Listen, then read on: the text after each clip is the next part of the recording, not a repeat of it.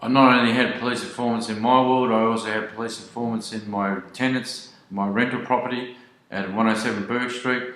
Basically, my friend Dave had a girl called Lynn Wallace that basically lived with him, and basically how she came unstuck is basically she teed up. She worked with the IT expert Chris Wake, who was a police informant as well, that was advocating for me and helping me out. When really he was stealing all the data that I was finding. He was hooking up to my computers. He was able to turn them off and on as he pleased, and basically he had full control over all my computers, which were 3 laptops at the time.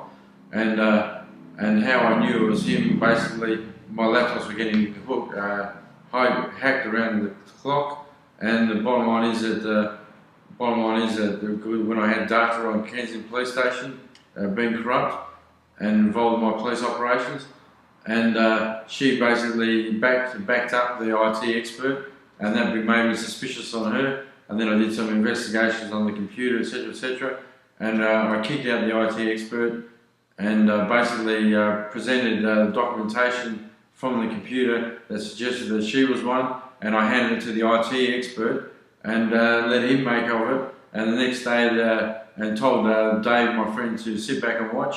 And basically, the next day, basically out of nowhere, she comes home and she says that she's moving out of the house and she's got to go. No, we treated her very well. She was well looked after in the house, and the bottom line is that I had to do it that way simply because it became apparent from my girlfriend before that basically if I catch police informants, they run to the hospital and then they raise my medication like they did with Jade Rose Smith. And the bottom line is that I let another police informant out for me, and I didn't have to say a word to her. When we put it on her, she moved house immediately that day. I had to talk to her about being a police informant, and she said that her father passed away.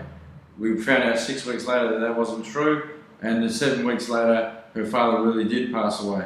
And there's a police informant basically making up bullshit and trying to get out of the fact that I caught her, and making up big lies. I mean, how disrespectful to your parents to say that they passed away when they're still alive.